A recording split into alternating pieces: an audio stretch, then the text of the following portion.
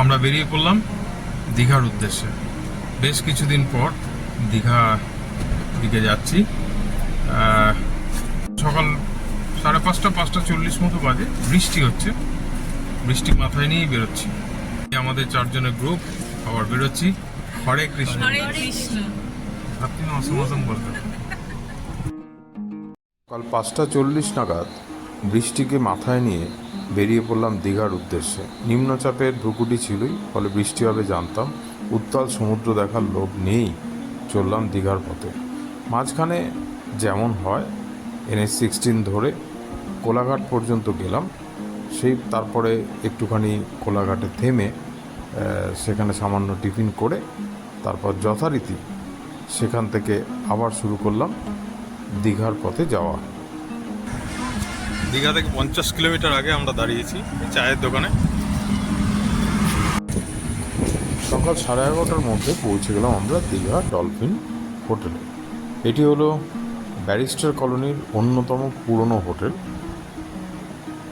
সেখানে পৌঁছে আমরা আমাদের সামনেই হোটেলের মধ্যে পার্কিংয়ে গাড়ি রাখলাম। এই হচ্ছে ওদের যে কটেজ, উল্টো দিকে ওদের ভিলা। এখানে লন ছিল, লনে কাজ চলছে। যাই হোক, এ হচ্ছে মূল গেট, যেখান থেকে প্রবেশ করলাম। প্রথমেই আমরা রিসেপশনে কাগজপত্রের কাজ মিটিয়ে তারপর আমরা চলে গেলাম আমাদের ঘরে। আমাদের কিন্তু AC 4 বেড রুম নেওয়া ছিল। আমাদের 311 নম্বর রুম, AC 4 বেড। আমরা 4 জন মানুষ, তাই 4 বেড। এই দুটো বড় বেড, যেখানে দুজন দুজন করে শোয়া যাবে। মাঝখানে একটা টেবিল, ইন্টারকম ফোন, একাধিক চার্জিং পয়েন্ট, এসির লাইন। ঠিক তার উপরে রয়েছে 2টি ফ্যান। এসি চলছে, ঠান্ডা হচ্ছে। এদিকে একটা টেবিল রয়েছে। ঘরে আলো প্রচুর, ইন্টেরিয়র ডেকোরেশন খুব সুন্দর। এদিকে দেখাই, এদিকে একটি টেবিল, এদিকে 3টে চেয়ার আলাদা করে, এটা ব্যালকনিতে বসার জন্য। এদিকে রয়েছে সোফা, এখানে একটা বড় টেবিল, 4টে গ্লাস, 2টো জলের বোতল কমপ্লিমেন্টারি। এখানে রয়েছে বড় আয়না, যেখানে আমার মেয়ে দাঁড়িয়ে রয়েছে। এদিকে রয়েছে টিভি, একটি ঘড়ি দিয়েছে। 2টো ব্যালকনি আছে এই ঘরে, আমি দেখাচ্ছি। এই একটা বড় ওয়ার্ড্রপ। এটা হচ্ছে রোড সাইড ব্যালকনি, দেখুন। হচ্ছে রোডের দিকে বেশ বড় ব্যালকনি। হচ্ছে সমুদ্রের দিকে যাওয়ার। এটা হচ্ছে আরেকটা ব্যালকনি সামনের দিকে। এটা হচ্ছে সামনেটা দেখা যায়। আমাদের গাড়ি দাঁড়িয়ে আছে। লনের কাজ চলছে। আগে খুব সুন্দর সবুজ লন ছিল, কাজ চলছে। ওয়াশরুম বেশ ভালো, সুন্দর। বেসিন, কল, আয়না। এদিকে রয়েছে গিজার, একটা এক্সস্ট পাখা রয়েছে। স্নান করার একটা আলাদা ইউনিট রয়েছে, যেখানে হ্যান্ড শাওয়ার, অন্যান্য জিনিস রয়েছে, বাথরুম, এবং এর সাথে এখানে কমন রয়েছে। ছোট, পরিষ্কার, সুন্দর। ঘরের ভাড়া, এতে কোনো কিন্তু কমপ্লিমেন্টারি ব্রেকফাস্ট নেই।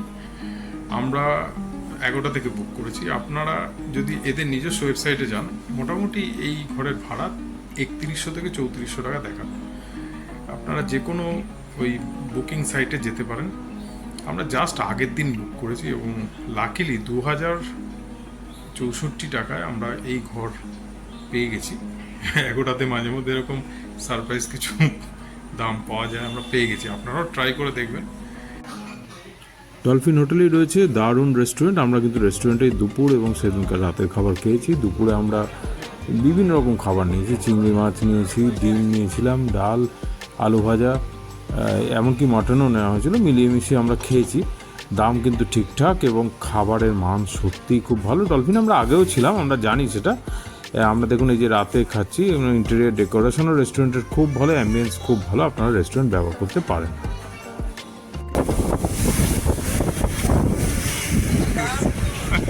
পাড়ে বসেই দুজন স্নান করছে, বাকিরাও তাই।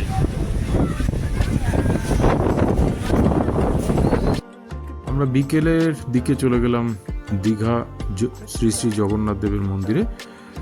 বেশ সুন্দর, এবং আলো জ্বলে উঠলে শুনেছিলাম অনেক সুন্দর লাগে। সেই জন্য আমরা বিকেল সন্ধ্যের দিকেই গেছিলাম। ঠিক তাই, বিরাট এলাকা জুড়ে এই মন্দির তৈরি করা হয়েছে। আমাদের কিন্তু ঘুরতে খুব ভালো লাগলো। একে তো দারুণ হাওয়া ছিল, ফলে আমাদের কিন্তু বিকেল এবং সন্ধ্যেটা দারুণ কাটলো। এবার আসি অবস্থানে ওল্ড দীঘায় মূল রাস্তা থেকে সৈকতাবাসের দিকে এই যে চলে এলেন, এখান তারপরেই এসে আপনাদের পড়বে হোটেল সিহক, তার পাশ দিয়ে সোজা চলে যাবেন এবং সেই পাশ দিয়ে গিয়ে যে সমুদ্রের দিকে যে রাস্তাটা গেছে সেটা না গিয়ে আরেকটু সোজা গেলেই হোটেল ডলফিন। বহু পুরনো হোটেল। ওদের এই সামনে এই অংশটা ওরা নিয়েছে, ওরা ভিলা বলছে। ডলফিনের সামনে একসময় দারুণ গার্ডেন ছিল, সেই গার্ডেনে কাজ চলছে, একটা বিরাট সুইমিং পুল হচ্ছে। আশা করি 2 মাসের মধ্যে সুইমিং পুল পেয়ে যাবেন। ডলফিনের যে ভিলাটা সেইটা বিরাট পার্কিং এরিয়া, পুরোটা ভাড়া নিতে হয়। 7,000 7,500 দাম, 15 জন থাকা যায়। নিম্নচাপ রয়েছে।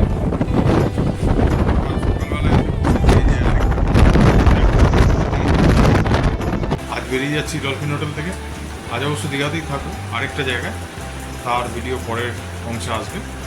যদি এই ডলফিন হোটেলের রিভিউ আপনাদের ভালো লাগে তাহলে প্লিজ লাইক, শেয়ার এবং সাবস্ক্রাইব করে দেবেন।